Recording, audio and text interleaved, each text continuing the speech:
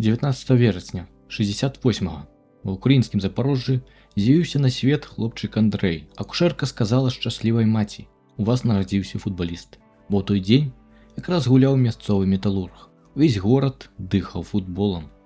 І пророцтво збулося. А яшчэ праз 40 гадоў Андрей Скарабгатька узначаліў магілёўскі Дняпро. Вітаю, сябры! Вы на канале Тополі на полі і мяркую, што настаў час сказаць пара выпуску пра магілёўскі футбол. А пачнем мы яго з віктарыны для тых, хто хоча стаць заўзятарам магілёўскага Дняпра. Пытанне такое: якія карані мае асноўны нападнік магілёўскага клуба ў тым сезоне 2010-11 гадоў? Владзімір Юрченко. Варыянты адказу: варыянт А – цыганскія, варыянт Б – польскія, В – украінскія, Г – азербайджанскія. Падумалі, пакумекалі, прыгадалі і напісалі яго ў каментарах. Правільна адказалі ці не, даведаецеся напрыканцы гэтага роліка. Варта адзначыць, што футбольныя традыцыі народнай для Владзіміра Карткевіча на Дняпроўшчыне вялікія, і за савецкім часам Магілёў быў пэўны перыяд другой футбольнай сталіцай Беларусі. Створаная ў 60-м годзе, каманда пад назвай «Хімік» прадстаўляла завод штучнага валакна. Трохі пабыла «Спартаком», а ў 73-м займела цяперашнюю назву. У 82-м годзе з Анатолем Байдачным каманда выйграла сваю зону ў 3-м дывізіёне і прабілася ў другі па рангу турнір. Каманда была па сутнасці фарм-клубам для менскага «Дынама», адкуль бралі гульцоў у галоўны клуб рэспублікі. Зрэшты, з другога дывізіёну каманда адразу і вылецела, аднак іх дасягненні разам з брэсцкім «Дынама» і «Гомсельмашам» ёсць найвышэйшымі ў дывізіёнах Саюза пасля мінскага «Дынама». Пасля абвяшчэння незалежнасці Рэспублікі Беларусь каманда ў першым ж скарочаным сезоне 92-го взяла срэбра, аднак, як і ў выпадку з берасцейскім «Дынама», мусіла адкласці свой дэбют у Еўропе праз адсутнасць сяброўства Беларускай федэрацыі у ФІФА і УЕФА. Толькі праз 6 гадоў магілёўцы выйгралі чэмпіянат і прабіліся ў Еўракубкі, дзе, праўда, скончылі свой выступ у першым ж раўндзе, саступіўшы шведскаму «Айку». А яшчэ праз 10 гадоў, 8 жніўня 2008-го, Андрей Скарабгатька быў прызначаны галоўным трэнерам клуба. Яго першая гульня прыпала на хатнюю сустрэчу з барысаўскім «Батэ», які ўжо выбіў бельгійскі «Андерлехт» з Лігі чэмпіёнаў 3 дні таму. А ўжо праз 4 дні іх чакала бойка з балгарскім «Леўскі» у гасцях. Агулам трэ адзначыць, што тагачасны ўзровень чэмпіянату Беларусі быў вельмі добры. «Батэ» ставаў асілкам не толькі ў Беларусі, але і ў Еўропе. Менскае «Дынама» марыла скінуць барысаўчан з іх трону. МТЗ гуляў у атацы часам лепей за «Батэ», але не меў стабільнасці. Салігорскі «Шахцёр» і брэсцкае «Дынама» чарговы раз ставілі высокія мэты і марылі аб Еўракубках. А яшчэ быў сенсацыйны Віцебск Александра Хацкевіча, што ў тым сезоне даскочыў да 5-го месца, вядома ж «Нафтан» Ігара Каўлевіча, што тады крочыў да сваёй перамогі ў Кубку Беларусі. Чэмпіянат быў цікавы, самабытны, ніхто не меў часу захварэць на пана, здабываючы лёгкія перамогі. Таму і не дзіўна, што ў дэбютнай гульні Скарабгатька на чале Дняпра яны далі сапраўдны бой камандзе Капскага і Ганчарэнка. Нават вялі 2-1 у перапынку, але зрэшты скончылі ўнічыю 3-3. Тым самым Дняпро скончыў і сваю 7-матчавую серыю паразаў ад «Батэ». Той сезон каманда завяршыла на 9-м месцы.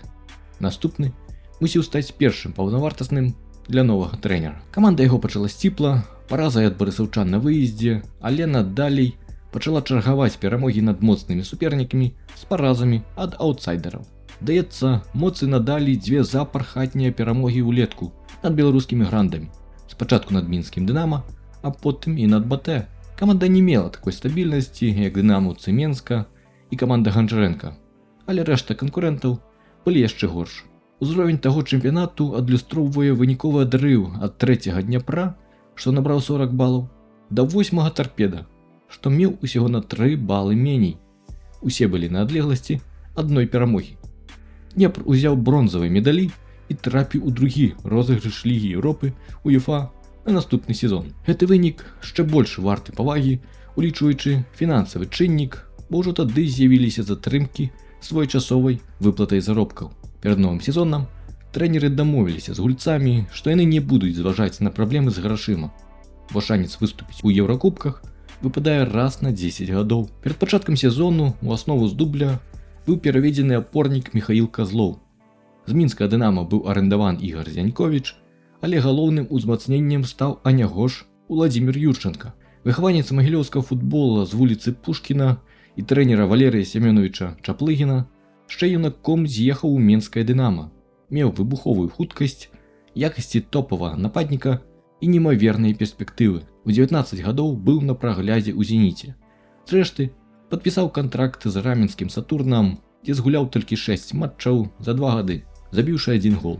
Тым не менш, галоўны трэнер Андрэй Скарабагацька верыў у адраджэнне беларускай зоркі, што проста цяпер была толькі знічкай. Шмат хто з беларускіх футбалістаў, патрэніраваўшыся за Уладзімірам, напрост сумняваўся ў сваіх перспектывах побач з такім гульцом. Супернікам у першым раўндзе адбору стаў драўляны прызёр чэмпіянату Албаніі, клуб Лачы, заняўшы 4-е месца. Дэбютная гульня мусіла адбыцца 1 ліпеня на стадыёне Никодована на 20 000 у горадзе Дурес, бо уласна арэна клуба у горадзе Лачы не адпавядала патрабаванням УЕФА. Лачы увогуле дэбютаваў у Еўропе.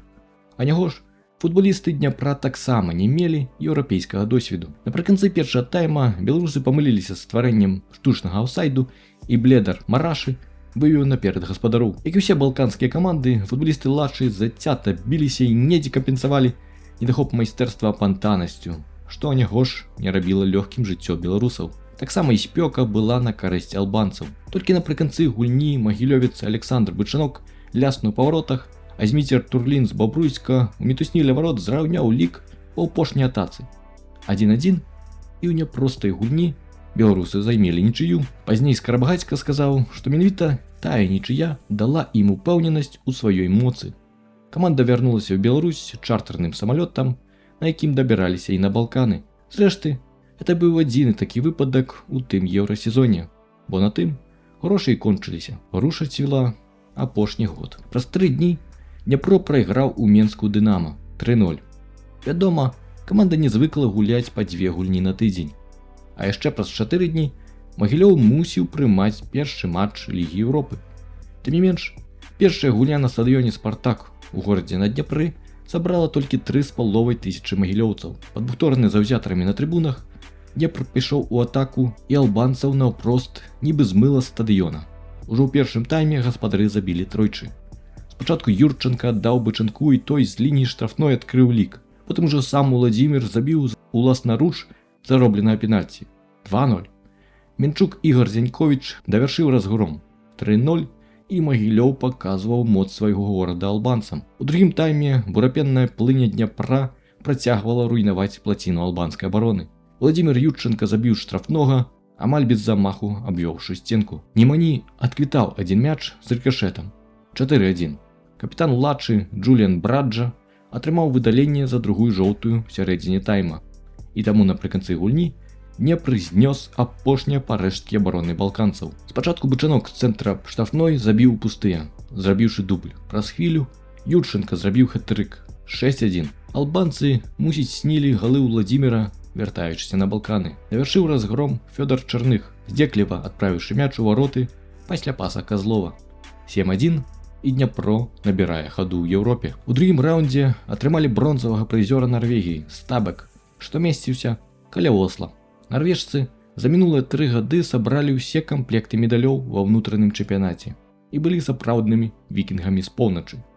Аднак нават на варазскай зямлі штучным газонам беларусы далі бой вікінгам. Спачатку Турлін, як і на Балканах, падправіў мяч у вароты ў гармідары штрафной. Стабек адказаў голам Шэльбіка пасля дальняга прастрэлу праз усю штрафную. Міхал Козлоў дальнім стрэлам заспеў знянацку брамніка нарвежцаў Івена Аусбе. Днепр выйшаў наперад 2-1. У другім тайме варагі, нібы ў даўнія часы, штурмавалі вароты беларусаў. І спачатку зарабілі пенальці. Але гулец зборнай Ісландыі Вайгар, не блытайце яго з цмокам Гунарсон, не здолеў перайграць магілёўца Руслана Капанцова. Мяч вылецеў на кутні, але ўжо паддаўшы кутні, Стабек забіў. Той самы цёзка цмока Гунарсон цераз сябе не пакінуў шансаў беларусам. 2-2. Гунарсон працягваў разрываць абарону магілёўцаў і зарабіў яшчэ 1 пенальці, але Капанцоў зноўку перайграў знейкавеўшага ў апошні момант Вайгара, і мяч паляцеў вышэй. Беларусы ўтрымалі нічыю, нягледзячы на цмокаў, вікінгаў, латыскага суддзю і 2 пенальці. Гульня стала рубіконам для каманды, што паверыла ў сябе. Даць бой можна нават у гульні з мацнейшым супернікам. У чэмпіянаце Беларусі была летняя паўза, таму цяпер каманда з Карабагацька рыхтавалася цэлы тыдзень да гульні. У Магілёве тым часам заўзятары звыкалі да еўракубкаў і патроху раскупалі квіткі. На 4-м секторе 9 лет тоже повезло забрали. Цяпер стадыён сабраў ужо 4,5 быў запоўнены болей чым напалову. Вікінгі пачалі моцна і мелі некалькі нагод адзначыцца. Зрэшты, тое і зрабіў зноўку нястрымны Вейгар Гуннарсон пад канец першай паловы.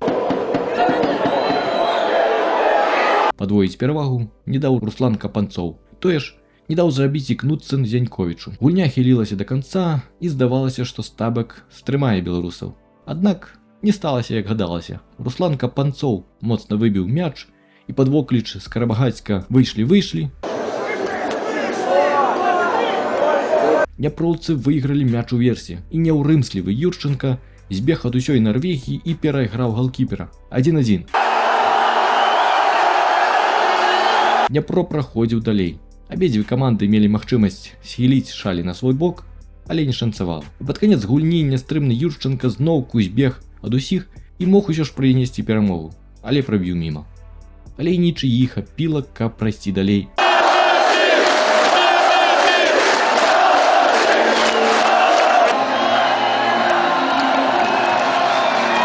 У трэцім раўндзе дастаўся чэшскі Банік з Острава. Чэхі у другім раўндзе знішчылі клуб Від Джорджа з Тбілісі. Банік двойчы браў бронзу ў чэмпіянаце Чэхіі за 3 мінулыя гады. У чэмпіянаце Днепр паступіўся дома БТ 0-2 і прайграў трэцюю гульню запар. Але і ў суперніках былі ў іх гарнякі, Менская Дынама і дзейны чэмпіён.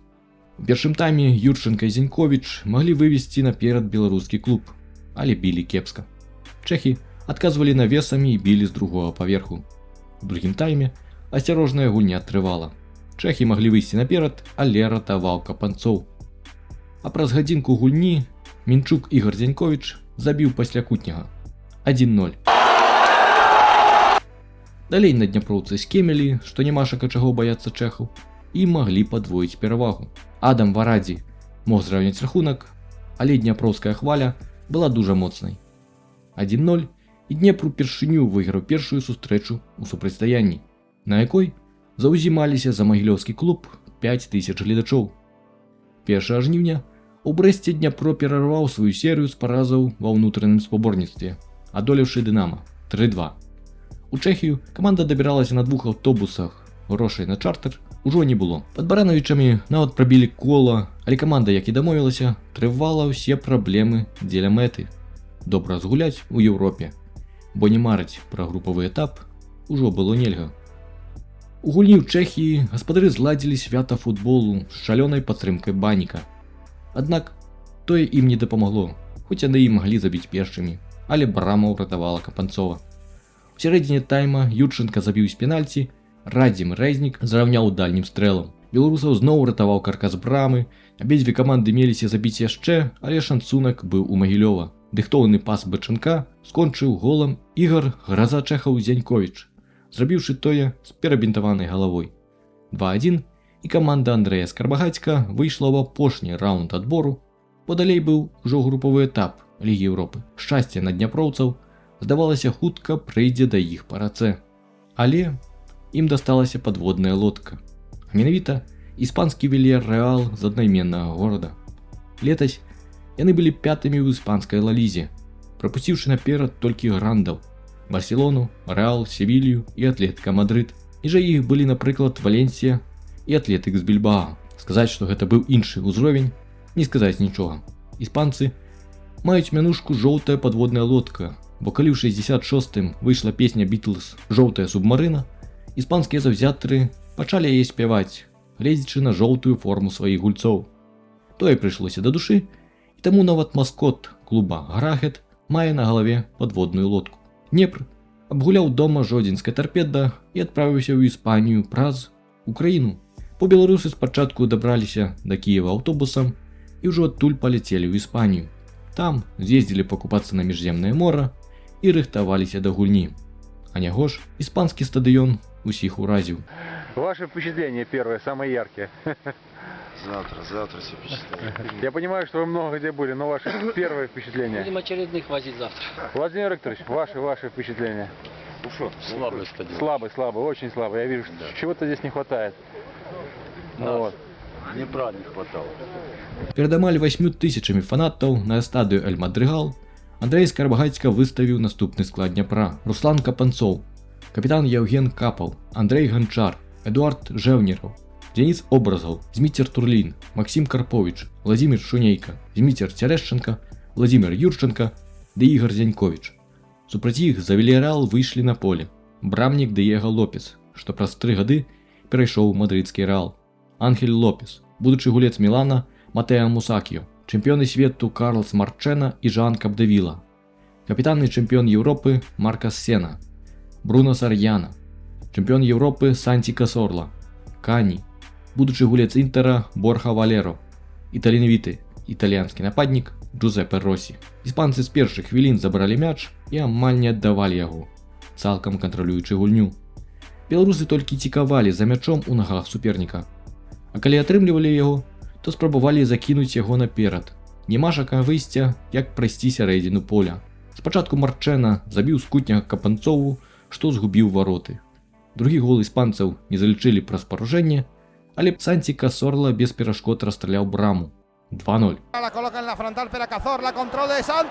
Рахунак мог быць большым, калі б не Капанцоў. Праз паўгадзіны гульні Ганчар не ўтрымаў Кані, і той аддаў на пустую браму Борха Валера. 3-0 і разгром у першым тайме. У атацы не атрымлівалася нічога. Было відаць, што хлопцы наўпрост перагарэлі на такім стадыёне і з такім супернікам. Касорла з Сарьяна стварылі 4-ты гол для жоўтых падводнікаў, які забіў Кані. 4-0 і перапынак.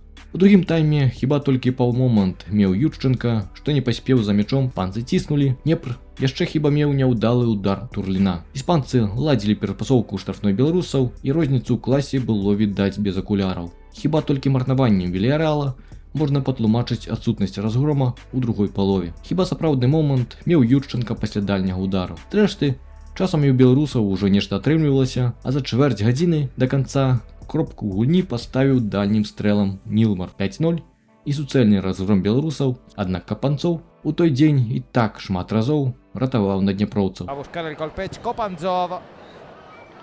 Finalmente quien la toca es Obrazov. Espera Jefferson, Montero y lo envía fuera. Envía un mensaje Casey Keller. Y así concluye el partido de la temporada. Вярнуўшыся на радзіму, беларусы прайгралі бабруйскай Белашыне ў гасцях і чакалі гасцёў з іншаземных абласцёў. 26 жніўня жоўтая падводная лодка ўсплыла пасярод Дняпра у Магілёве. Галоўны трэнер іспанцаў Хуан Карлос Гарыда зрабіў 10 змен у аснове, выпусціўшы другі склад з вялікай колькасці моладзі і запасных гульцоў: Жозеф Алтидор, Монтера і Нілмар, што забіў у першай гульні. Вільярреал заставаўся небяспечным. Гульня была больш роўнай, але іспанцы ўсё адно ціснулі. Аднак адна з спробаў закідваць мяч верхам усё ж такі цяпер прайшла. Пасля паса Сяньковіча ў сярэдзіне першай паловы Юрчанка забіў свой чарговы гол, адкрыўшы лік.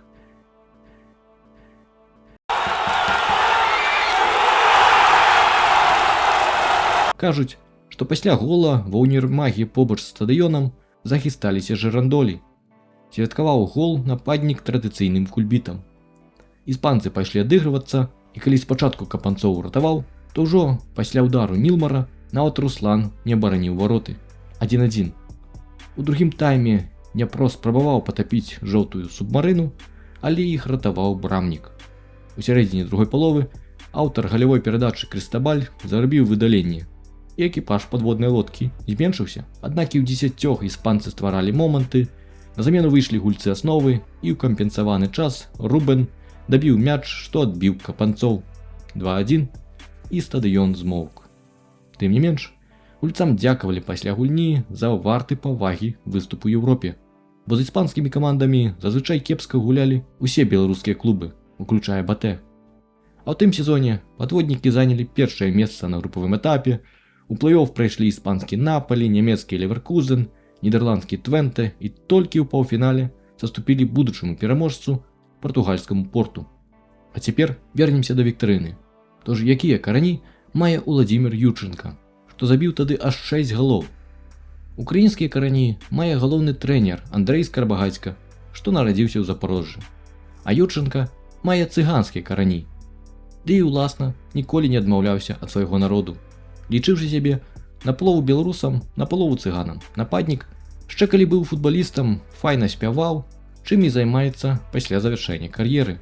І дарэчы, як думаеце, ці забіваў нехта з беларускіх футбалістаў болей за 6 галоў за адзін сезон у Еўракубках?